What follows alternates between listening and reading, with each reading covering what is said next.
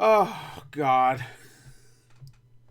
Hey, what's up, everyone? Welcome to another movie review slash spoiler talk because, I won't be spoiling this one. So if you don't want any spoilers, you should probably not watch this. But, yeah, I gotta talk about this freely. This movie I am talking about today is called Truth or Dare, which came out a couple days ago. I wanted to watch on Friday, but it was sold out. So instead, I went to go see Blockers. It's a better choice. But I wanted to see this movie. I did a trailer reaction to the trailer, and I thought, okay, this looks goofy enough for me to like maybe enjoy it in like a goofy, maybe like Insidious way, where Insidious is creepy, but like old school style creepy, where some people would look at it and go, it's kind of goofy looking, but I enjoy that. Does that make sense? I don't know. But it looked like that. So I was looking forward to it. Blumhouse usually puts out at least okay stuff. Like, on average, they put out, like, yeah, I mean, they have some bad ones, of course. This is one of them. Spoilers. But, I really wanted to see it. This movie, coming out so soon after A Quiet Place, is absolutely embarrassing for this movie. Nobody else but this movie. If this came out next month when there's no horror movies, or hell, even if it came out like a week before A Quiet Place, well, then people would say, like, this is how you do it, Truth or Dare. This is how you do jump scares and characters that are in danger and a weird premise, or, you know, like an out there premise, I guess I should say, besides it just being a ghost and that's it. Which, by the way, this movie, I'll get to that in a second. I'll get to it in a second. But this movie came out at the worst time possible. I mean, it made its money. It made like $19 million in this weekend, which is about, I don't know, at least 25 times its budget, because I can't believe it. It says $3.5 million. I don't believe it. This looked like it was way cheaper than that, but who knows? I mean, you have some kind of big names. Lucy Hale is big somewhere, and Tyler Posey is big on Teen Wolf, which I'm pretty sure is canceled now, but whatever. People like him, so everybody, whatever. There's attractive humans in here, so I'm sure a lot of them cost a lot of money because they're attractive. That's how it usually goes, I'm assuming. Like me, if I was in this cast, I'd probably make maybe $1,000, maybe if I was lucky, but whatever. I wouldn't be a part of this cast either, because I'd be like, hell no, I won't be in your goddamn movie. Actually, no, that's not true. I would totally be in it. But I don't care. I'll be in any shitty movie. I don't care. If someone asked me to be in Schindler's List 2, Hitler's Back, or whatever, I'll be like, all right. It sounds good to me. Macbeth 2, fuck it, let's go. You know, whatever. Romeo and Juliet or zombies, I don't know. I'll fucking do it. I don't care. But anyway, this movie sucks. Like, I'm just gonna tell you straight up, this movie is real bad. This movie is supposed to make you scared of the game Truth or Dare, when the game of Truth or Dare is way scarier than this fucking game, because or this movie, I should say. Truth or Dare is all about, you know, you pick Truth or Dare, and both of them are equally horrible if you have friends that you know and you don't want to drop secrets, or you know that these friends will probably make you do something weird. So that's just scarier on your own. I'm thinking about, like, I played Truth or Dare in the past. I'm thinking of weird shit I had to do and say, like, look, like, I don't want to do that. This movie was not terrifying, even the least bit. And of course, every time it wants to be scary, it does that stupid fucking smile face, which, by the way, when I watched the trailer, it was creeping me out. I'm not gonna lie. In the trailer, it creeps me out. Here, every time it happened, I just started laughing, because I knew it was coming, and also every time it happened, it was just so odd when it would happen. Like, just randomly, it'd just be like, all right, we have to do something. Like all right, why are you smiling? What is the whole point of them smiling? What does that have to do with Truth or Dare? What like, that makes sense if this was a movie about, I don't know, April Fool's Day or some shit. Like, this is a horror movie about April Fool's Day, or hell, even like about a comedian who, like, died on stage of a heart attack and he's back to possess teenagers. Like, fucking anything else besides literally, this is what it is. It's a demon that possessed a game of, I don't even think it originally was Truth or Dare. I think it was just something else. A game of something that a bunch of Mexican what was it? Nuns, I think? Yeah, nuns played one time, and they possessed that game, so this demon now possesses games people plays. Okay, and by the way, the name of the demon is I think it's like Calyx or something like that. But every time they said the name, it just sounded like Chillax to me. So for now, I'm just gonna call him Chillax. So Chillax is the demon, and he possesses people if you don't do the truth or dare. Like, the whole premise is like you play the game of truth or dare, and you have to keep playing it until everybody's dead in the game or whatever. So you have to keep saying the truth. The demon knows if you're not telling the truth for some reason. I guess he just knows. And if you don't do the dare, then you die too. And when you die, you get possessed by the demon. You can tell you're possessed because you got a big ass smiley face. You go, and I'm like, I guess I'll jab this pen in my eye. I guess I'll just jump off this house. I guess I'll just shoot my fucking self in the skull. Like, I guess I'll just slit my own throat. You know, and by the way, this is PG-13, so all this stuff I'm saying, that sounds like when it happens, it should be violent. No, it ain't violent. For a movie that has a $3.5 million budget, excuse me, you would think that they just say, screw it, make it rated R, because we don't really need to cover that much cost. But obviously they didn't give a shit. The director, Jeff Wadlow, who directed that fucking, what was that, Never Back Down? What was it called? And he also directed Kick-Ass 2. He obviously didn't give a shit. You could tell he really didn't care. So just like, fuck it, whatever. Maybe there is an R-rated cut of this movie. Maybe he does care, and the studio said, no, you have to cut it down to a PG-13. But every time I saw someone die, it would be the most bloodless shit. Like, there's a scene in the trailer where I'm just like, oh, this might actually be rated R, where he's like stabbing himself in the face with a pen. There's a part where someone, shoots themselves in the skull, and of course, right before they shoot themselves, it cuts away before it shows anything. Someone slits their throat, and it reminded me of the Assassin's Creed movie when someone gets their throat slit in that movie, and you don't see any blood. Literally, he does this, and you see like a little bit of blood on his neck after he's already done it, like he's already on the ground dead. And but when he's doing it, you don't see shit. In any other horror movie, it would be squirting blood or at least like drizzling out of his fucking neck hole. But no, in this movie, it's just it's PG-13. We can't go that far. I just watched Rampage. Rampage had people's limbs. Like, first 5 minutes, you see an arm float by in space. Like a decapitated arm. You see people's mutilated corpses everywhere. You can't tell me you can't do this in PG-13. When I don't know, maybe it's because in this movie you have so many despicable characters that talk about cheating on their boyfriends and doing all this other stupid shit, and there's a part where someone's naked at one point. You don't actually see them fully naked, but whatever. So maybe they pushed the PG-13 as far as they could with some of the other stuff, where when they got to the violence they couldn't do that much. Which is weird considering it's a fucking horror movie about a demon that kills you if you don't tell a truth or do a dare. So I don't know. It's horrible. By the way, the characters.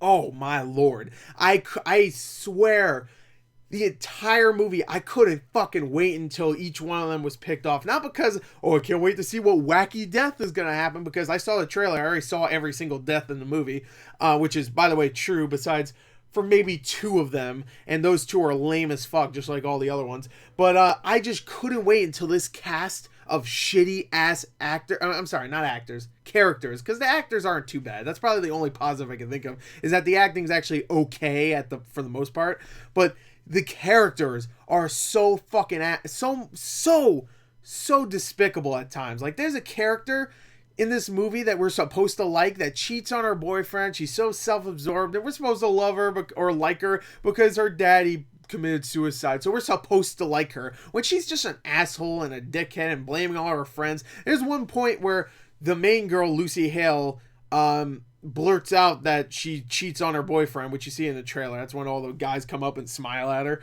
And she blurts it out, and she gets all pissy, like, oh, you're supposed to be my friend, you betrayed me. Like, motherfucker, you betrayed your boyfriend, and the boyfriend's okay with it. After that, like, the boyfriend, by the way, is the lamest fucking character of the entire movie, because he doesn't do a goddamn thing besides just like, I believe you, yeah, I'll help you, I care about you, but I care about her more. Like, what the fuck? Like, all the characters are lame as a motherfucker, and when they're not being lame as shit, they are despicable and annoying. The Lucy Hale character, it starts off at first like, oh, she's like an environmentalist, and oh, she's happy and she's free or all this shit. Then later on you find out she's done like multiple shitty things to her best friend, who's also a shitty person. So 2 shitty things, I guess, connect and make a positive, because these two asshole characters are asshole characters.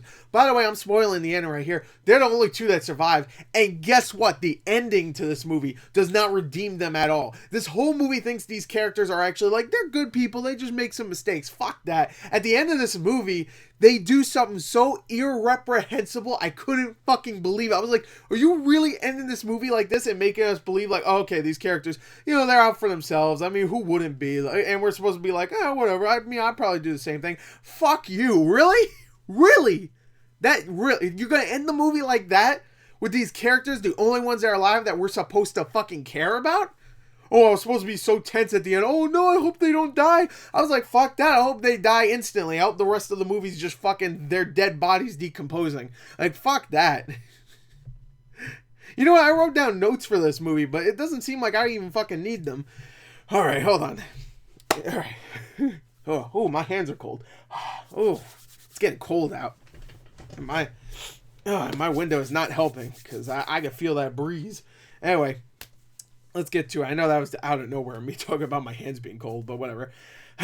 Speaking of out of nowhere shit, this movie dares to add like, and I understand why it was adding all this like side plot stuff with some of the characters. I guess they thought it was character development, but then at one point they stopped making it be character development and just have it so that that stuff will be brought up later when a character asks truth, or like says, I want to do a truth or whatever. Like there's things like, there's one character who's probably the only likable character of the group of friends in this movie. Oh, I forgot the character's name is Brad. Actually, I just remembered, and he's the Asian guy who's gay. That's his character. He's the gay guy of the group, and he's Asian. That's his character. So he has a whole thing about it, like I haven't told my dad that I'm gay yet. So he's telling the main character Lucy Hall this.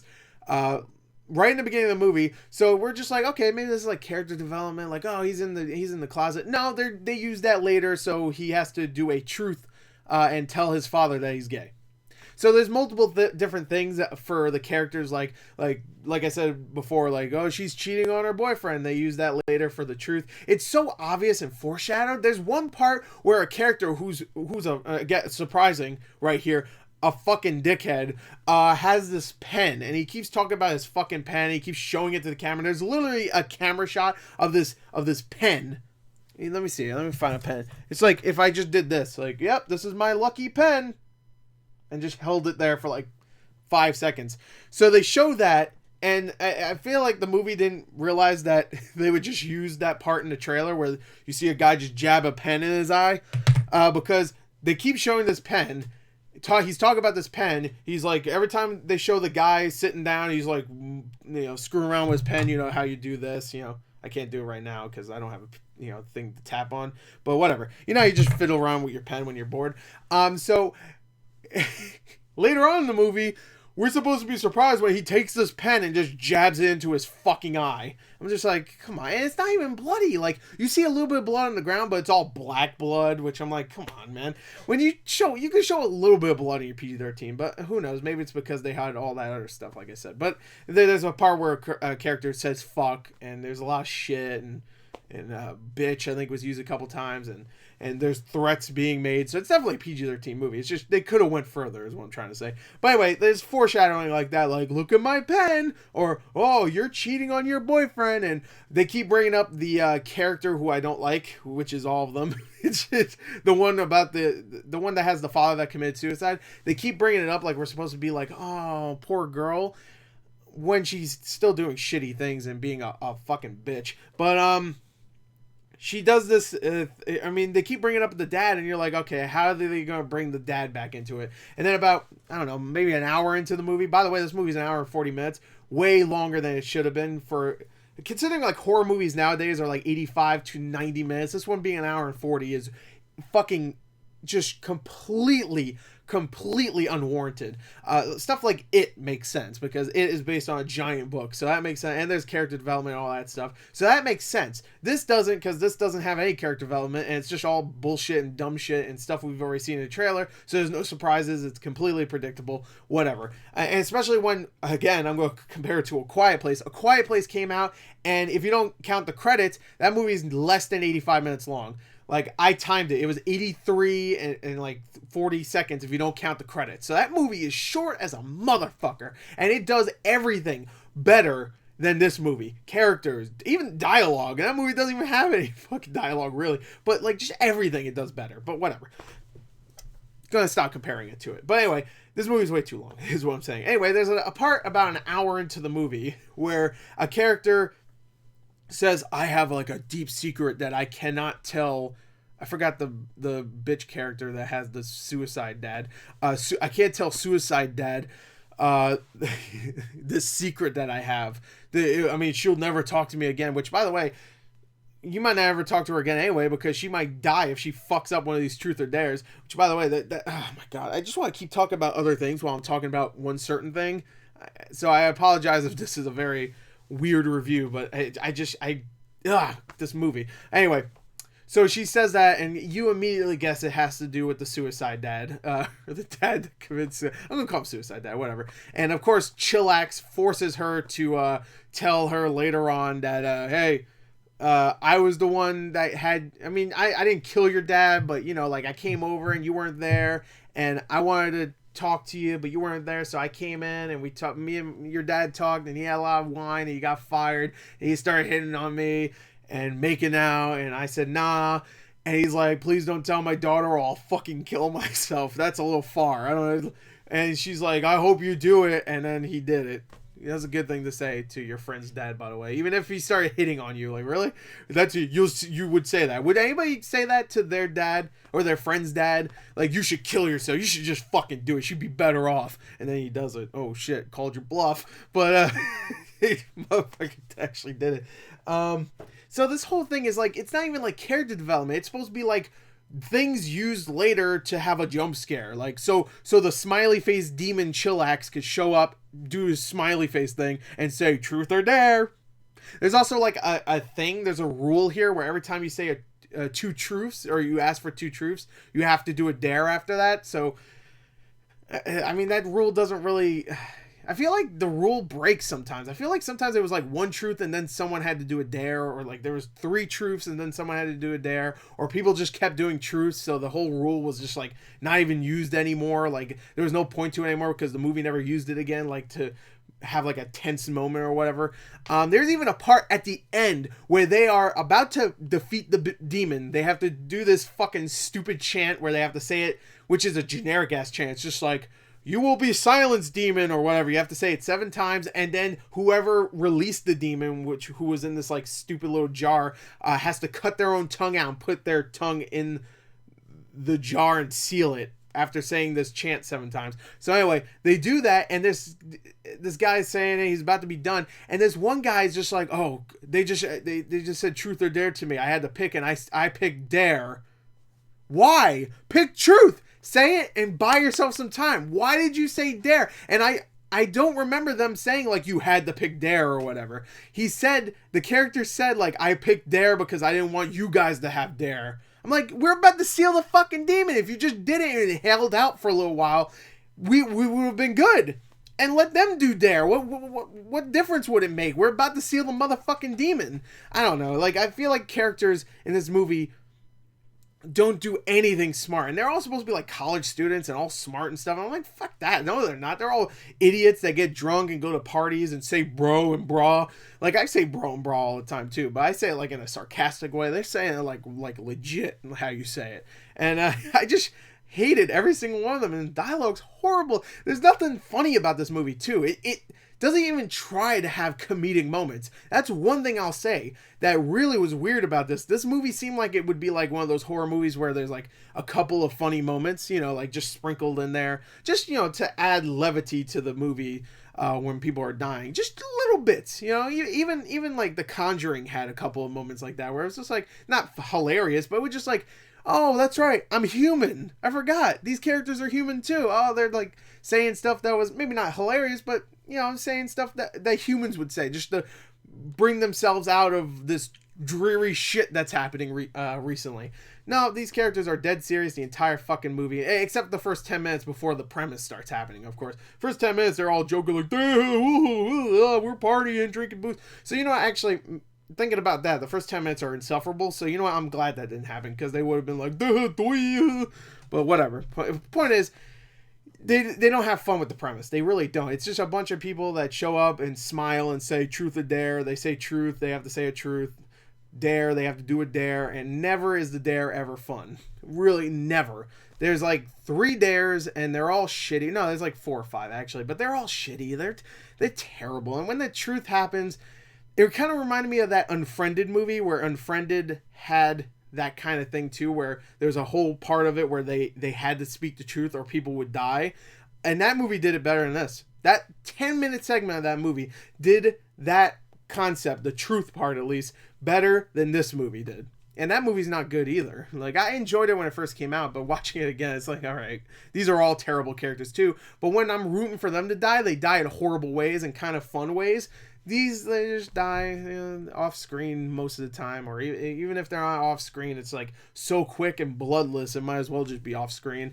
I don't know. So the movie is just fucking terrible. There's a whole thing about them following, because it's very Final Destination in this aspect, not because like they cheated death and now death is coming for them.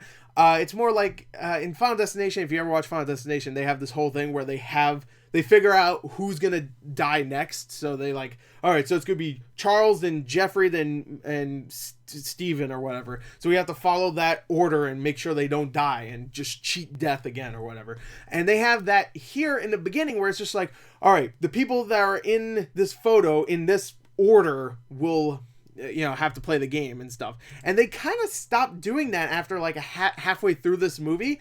They stop like figuring out like who's next, and they kind of forget to do that. Like the characters themselves, not the movie, the characters forget that. And because they forget like who's next, people die because of it, which is ridiculous. That's why I think this movie is not well written. No, I mean, not even well written. Of course it's not well written, but it's not even like put together in a way that makes sense. It's just like, it's baffling how stupid the writing is in this movie.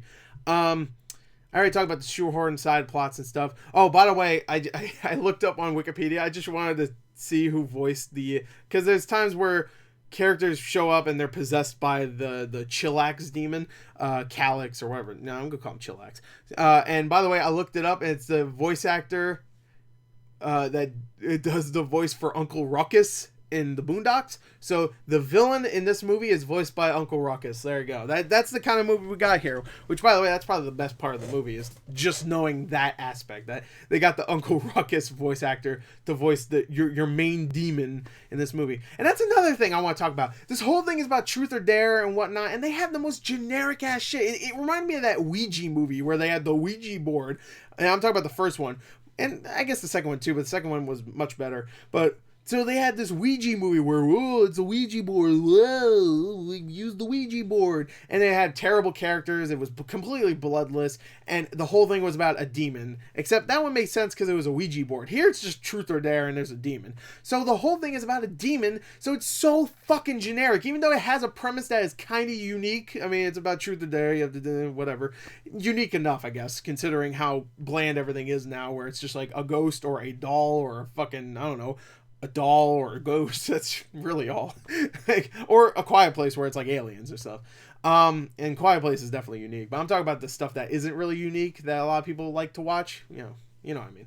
But it's just a demon. Like the truth or dare thing is just stupid anyway, because the characters are so dumb. You know exactly what they're going to say next, and you know exactly when they're going to die. So what's the point of the truth or dare thing when it's not tense at all? Like, oh, are they going to do dare? Are they going to complete the dare?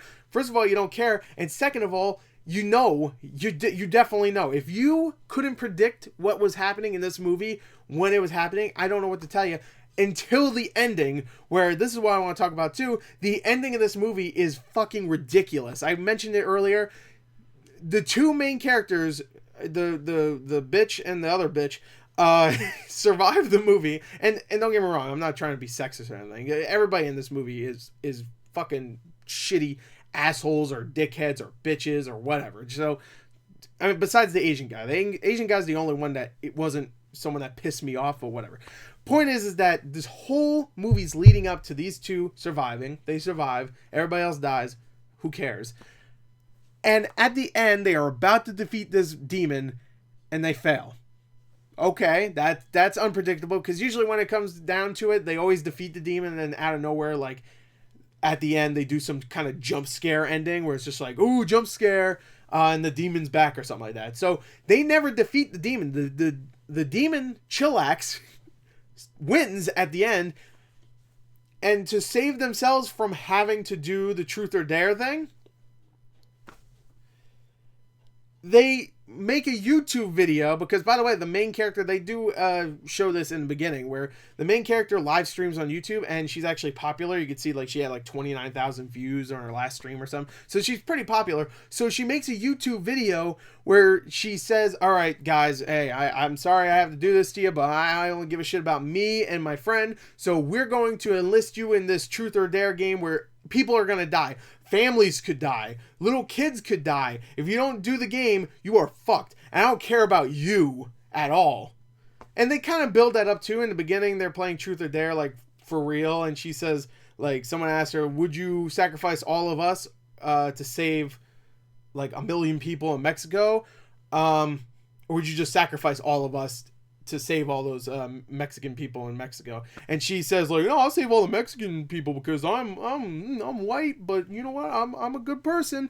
And then at the end of the movie, she's like, no, fuck that, I'm saving me and my friend, and millions of people will most likely die. Or whoever watched the video, they make it seem like she's pretty popular, so I'm sure once she gets even like 1,000 views, people will start spreading and go, you see this bitch? You see this dumbass? She probably created the apocalypse, if you think about it. She spread a demon that is going to keep going around and just play this game, which I'm assuming it's only one demon. I don't know how that works. Is the demon just like, oh, now I have all these people that want to play this game? Like, he has to keep, like, possessing different people. He's, like, running to another person to possess them, play the game. He goes over here, all right, possess them. This is how he possesses, by the way. He goes like this and jumps into them. And he's just like, all right, truth or dare. Oh, fuck. And he jumps out of that one. He runs to another one, jumps into this one. Like, that guy has a lot of work to cut out for him. But that's how the movie ends. The movie ends like that, and it's fucking ridiculous, and it makes me hate the characters even more. The movie sucks. Oh, I forgot to mention. Oh, last thing I want to mention.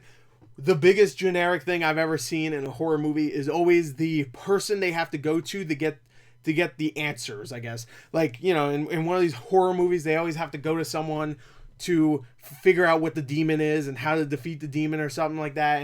And a lot of the times, and this isn't no racial shit, but this is true, a lot of times in these lesser shitty horror movies, it's either a Mexican woman or a Mexican dude or a black woman or a black dude. It's never a white dude. And sometimes it is, to be fair. That Ouija movie actually ended up being a white person. So sometimes it is. But most of the time, I see a lot of horror movies, and a lot of the times it is like one of those I said. And this time they have to go to a Mexican mute woman who worked, or she was a nun at that church that all this stuff started happening in. So they have to go to her, and of course they have her, like, she's all around and she has like candles lit everywhere, and she lives in a fucking trailer. They didn't build her up at all, and she looks kind of gross and stuff. I mean, she's old, but whatever. They try to make her look gross and stuff. She's like making these noises, like, and so they could have easily made it so that she was like living in some kind of house or something like that. They straight up just made it so like, she's living in some fucking dirt hole, whatever, who cares? And then at the end, she's just like, and she opens her mouth. It's like a close up of her gross ass teeth, and she has like a missing tongue, and it's supposed to be like this creepy moment. I'm just like, what the fuck? Like, really? This movie sucks. It really does. But you know what? It's one of those movies where I watch it and I'm not really bored by it, and I'm not really hating it so much it's the worst movie I've ever seen or whatever. It's more like I'm watching it and I'm embarrassed for it, and I kind of like watching it because this movie is like, it makes me appreciate other movies more. That's why I like it. So if I ever wanted to appreciate another movie that did it kind of half-assedly, I'd watch something like this, and I'd appreciate that movie more. You know what I mean? This movie sucks. It's a piece of shit. It's a piece of shit. Truth or dare? I pick dare. I'm sure every review is like, truth or dare? The truth is, this movie sucks. Lol. Yeah, fuck it. Went to Wendy's. There you go. That's the review. If I had to give it a score, shit. Some of the performances are okay. The smiling effect looked okay. There was a couple times where it actually looked not creepy, but it looked funny, and I started kind of chuckling. And it wasn't supposed to be funny; it was supposed to be creepy. So I can't give this movie credit for bringing some comedy to it or whatever, because it wasn't supposed to be funny. It was supposed to be creepy. So really, it's not positive. It's like they tried to be creepy with the stupid ass smiling thing, but they fucking failed. So really, that's not even a. I can't give it any positives besides the acting was okay. But I can't give it too low of a score because I didn't hate it. Everything I gave a negative to, besides maybe a couple of the really annoying characters I really fucking hated. I can't even think of anything else that I'm trying to think. There must be another positive somewhere. Come on. It wasn't 2.5 hours long.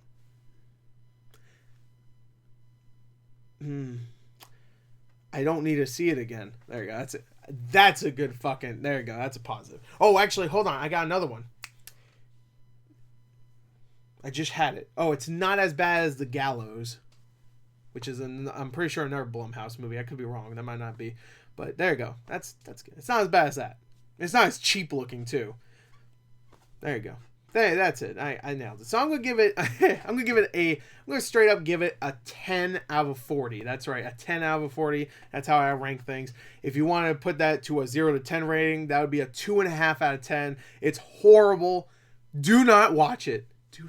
Do not watch it. It's bad. It's bad. Or go ahead and see it. I don't give a fuck. So anyway, I wasted 30 minutes. Just watch it. I don't give a fuck. Everybody saw it already this weekend anyway. Just see A Quiet Place again. Even if you didn't care for it and you're like, I want to go out with the boys or the girls and see a horror movie. Even if you didn't care for A Quiet Place, please support that movie. I know you might not have liked it, but that movie is so much fucking better. If you like this movie better than A Quiet Place, I mean, that's your opinion. I get that, but Jesus. Fucking hell. Oh my god. But anyway, there you go. That's it. That's all. I'm done. I hope you enjoyed it. Thank you. Until next time. Goodbye.